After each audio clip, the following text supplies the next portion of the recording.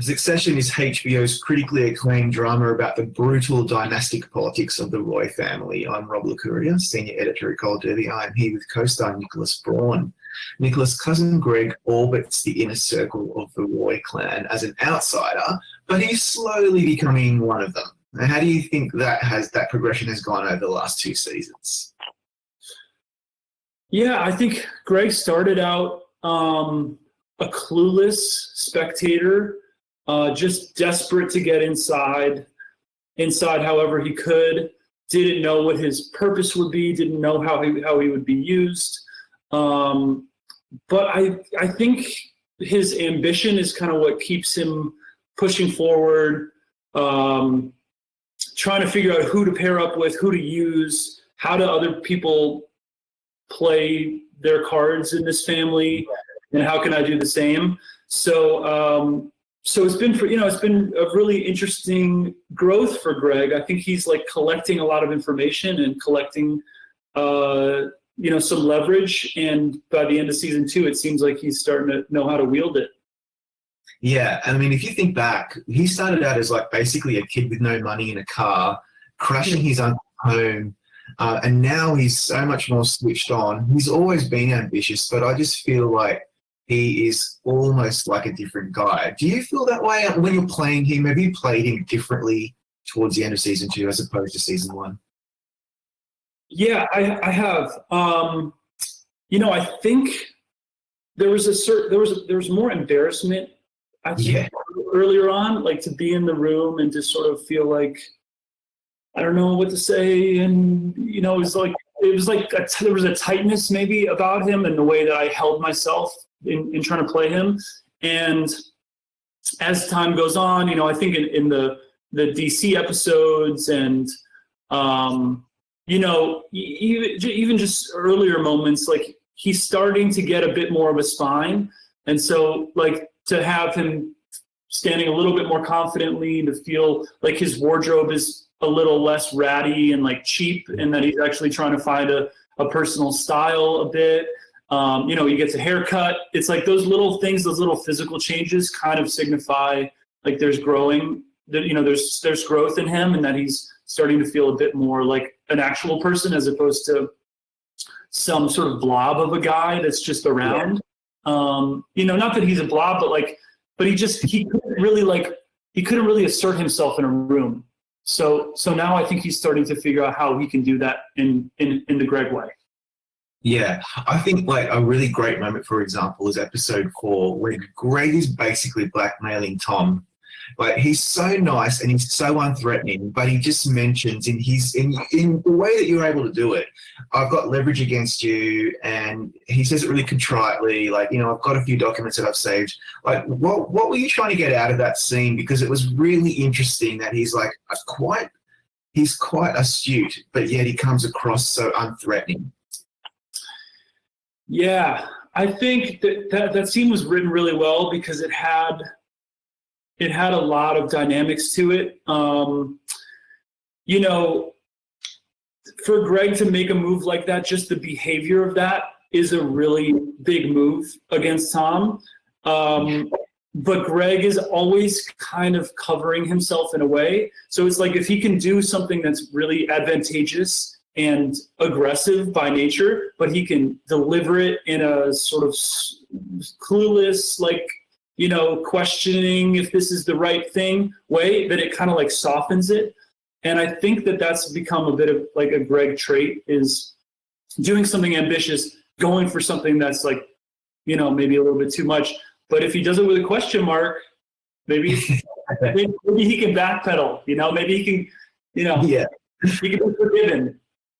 I love it how you say that, because I always wondered the way that it's written, the way you're performing it, when you're talking this through with Jesse, for example, the Armstrong, is that intentional, or is that just the way he is? Like, is he actually like a brutally ambitious person underneath, or is he just trying to keep up? Like, what do you think? I think he is ambitious. I think when we meet Greg in the first season, in the pilot, we're meeting a guy who's like not ever really been challenged or ever been like activated to do anything in his life.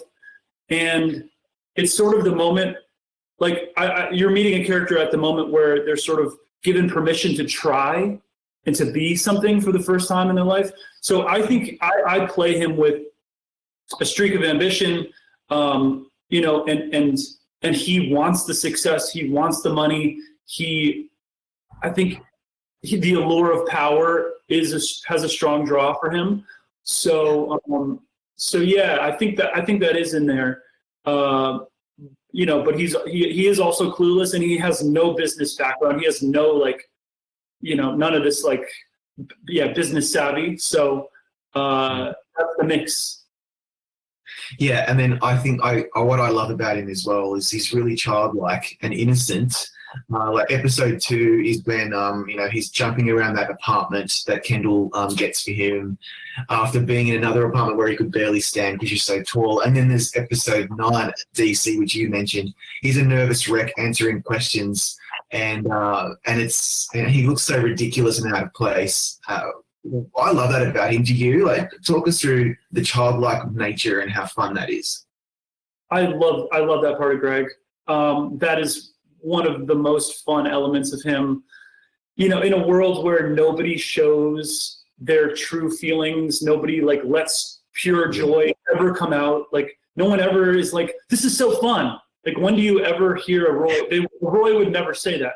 So, but Greg, because he just doesn't come from, you know, from this family, like directly from this family, I guess you could say his grandpa Ewan would probably be one to like shut down any of that kind of excitement. But I just don't think he comes from that. So he enters the world. He just has a streak of innocence, excitement. You know, he just doesn't have that mechanism to shut down true feelings. You know, when he hugs somebody, he like really hugs Kendall sometimes, and it's like a feel good moment. It's not robotic. So yeah, I think that's such an important element to Greg, and kind of an important element to the show, to have somebody who is feeling real things and not afraid to show them. Yeah, he's really a counterpoint to a lot of, as you say, a lot of what we see in that family, which is so refreshing. It's why we all kind of really love Greg and relate to him in some way. You know, the scenes that you share with Matthew McFadden as Tom, I could literally just watch that as an improv spin-off series, and I would watch it 100%. I'd be down for that, like ready to go. So hopefully maybe that might happen in future. How long did it take to establish that really great rapport that you both have? It did not take long.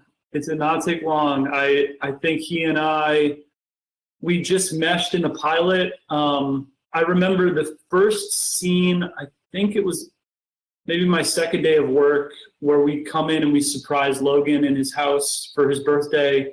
And I have a gift for Logan that I've like, maybe I bought it at the airport or something. It's like this gross sort of like sweaty tissue papery thing. And Tom has his box that's the watch. And Matthew, it just makes me laugh. Like, Matthew and I we were both sort of presenting our gifts towards Logan in a couple of takes.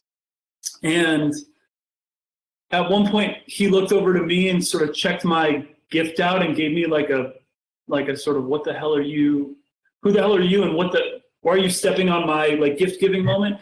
And I think in that moment we sort of understood, like, that's where these guys are. They're having a total different conversation than the rest of the room. And I think that's what they've started to write towards. So it was very quick that he and I jived. Yeah, that's so perfect. And see, but Tom as a character is also essentially an outsider. He's way in front of Greg in terms of how he can fit in. But you know, the other great example is you know, in episode 4 when Greg's trying to make a move, and Tom's horrified, but he's also really kind of proud. And I just wonder, like, I know the show is beautifully written. Is there ever any room for you guys to add your own flavor to the script, or do you just kind of perform it exactly how it's written on the page? I mean, I'll speak for myself. I tried to do at least a couple takes that are as word perfect as we can be, just because I think the writers are so good. Their lines are so sharp and so like the rhythm of them to me is really important to get. And then they usually give us an opportunity towards the end of every setup to do a take or two that's just whatever comes out. And, sometimes we end up just doing another take that's mostly the script. And then sometimes you veer off and you go in some direction that's like completely unexpected. I mean, usually with Kieran, when I work with Kieran, like, I don't know where it's going to go. And I love that. A whole new scene is sometimes created when he and I work together.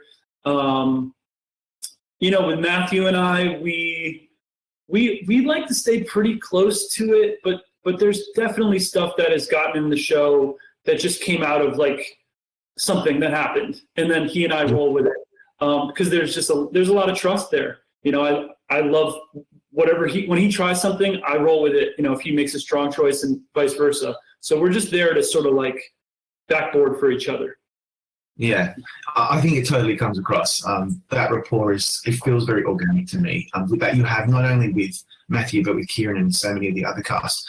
I was looking back at some of your other interviews the other day, and I saw something that really resonated with me. You said in the past that Greg is a shapeshifter, and I think that's really quite accurate. And it leads me to wonder where he's headed. What can you tell us? I mean, obviously, you can't tell us what's going to happen in season 3, but what would you like to see for Greg? He is a shapeshifter. I think he adapts to his environment really well. I think I'd like to see Greg grow that authority that he has. He's been growing in season 2 a bit more, and just to see where that goes. I think to watch a guy who used to be like, a pot smoker, sort of pathetic, like very, whatever kind of guy, to turn into someone with a strong point of view. I'd love to see him assert himself even more. I think that's a piece of growth for him, but I don't ask for anything much because I know Jesse knows how to chart this, and he's got a long-term journey in mind that I go to that. Like I go where he wants Greg to go. I think it's like he presents. Jesse will sort of tell me this is where I think Greg is headed, and I'll go, okay, let's try and get there, or how can I make that more personal? How can I customize that in a way? But I never, I don't like to ask for too much. I like to express that Greg is like this season. I told Jesse a few things that the moments I've loved playing Greg, and I won't say what those are. Just we'll keep that between he and I. But just so he knows, like that's where I felt super activated in playing him, and so hopefully more, those types of things come up. That makes sense. Hopefully you'll get more of the same, and that's good to just throw that out there. Succession hadn't started shooting season 3 right before the shutdown, so are you looking forward to getting back to work, or how much have you seen of season 3 so far in terms of scripts? I haven't seen a script. Nothing yet. Don't know where it's going. I spoke to Jesse a bit about where things are headed, and who knows if they're the same post-COVID or not. I don't know. They could be. So it's definitely up in the air. I'm sure it's not up in the air for him, but for me, I don't know. I don't know what's going on. And I'm into it, Yeah, you just have to wait.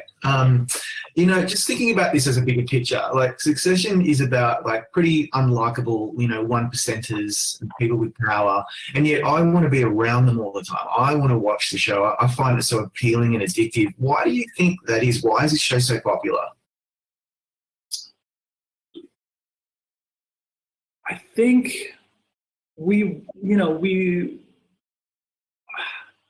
respect ambition, even though this is a lot about greed and dominance over people and like influencing, they own ATN, which is obviously like a hyper conservative network. And I mean, I think we're just interested in what kind of person does it take, or I should say, like the how can we get inside the brain of someone who wants to do such things, who wants to acquire extreme wealth, who wants to tell people what to think and do, and they lack like morals, it seems, for the most part. So I think it's like, why do we elect Donald Trump into office? I think part of it was like people were just intrigued. They knew he was saying bad things about humans, about his policies, or whatever. I don't have to get into all the depths of it, but that Donald Trump was clearly like an immoral person, and yet he got that was like just fact. He's been that for years. I mean, he's been that. He's a bad businessman. He screwed over a lot of people, and yet he still got into office. So I think it's the same type of like thing that we have as just a human. Like, what is that person? That person has failed, screwed over people. Like, they live this lavish life. How do they live with themselves? And I want to see more of it in a way. Like, I want to see like what are the ends of this? Does it get worse with Donald Trump? For sure. But with the Roys, like, you want to see, does Logan, I guess I'm going off on a bit of a tangent here, but like, I guess as humans, we go, okay, that person has done XYZ terrible thing, but I still think they might have a heart, right? Yeah. Like, what was that question mark? Even now, like, you watch a Donald Trump press conference and you're like, does he care a little bit about the people who have died, the 100,000 people who have died from coronavirus? Yeah. Does Logan Roy like maybe care about his children, or does Logan Roy maybe understand that he's immoral, or that was wrong, or and then most of the time Logan Roy doesn't, or he sweeps it under a rug. But I think that question mark of like, might they be good, is maybe at the center of why we like watching the Roys. Yeah, I love that. It's there is that attraction to them and to people like that. You're right, and always hoping for a glimmer of humanity in there. It's like a sport. Yeah, I like that. I'll go with that one. I think I'll pay that one. Final question is: the show has become quite a sensation. It's very popular. And at the Emmys last year, I noticed a real palpable love for the show. I remember seeing you on the purple carpet. It lost a big prize to Game of Thrones, but it seems like this is the show that everybody attracts to. What feedback have you noticed that people are really, really into this the more that this show is on the air? Yeah, I've noticed. It's been pretty wild. I've never been a part of something like this. It feels great to be in something. As an actor, you take jobs that you think are interesting for a number of reasons, but when you really believe in something, sometimes nobody watches it and sometimes nobody cares about it. But to be working on this show, and we love making the show, it's a really good gig for people to see it and understand what we're trying to make, and for a lot of people to start to find it. That's just nice. That's just nice as an artist to make something and for it to be received. Yeah, absolutely. I can imagine it would be so rewarding. And Nicholas, thanks so much for your time today and for your insights. Great show. I really enjoyed it. Can't wait for season 3. Thanks so much, man. Good talking to you. Now, everyone go to Gold Derby, make your predictions, click subscribe, and watch all of our great contender chats, just like this one with Nicholas.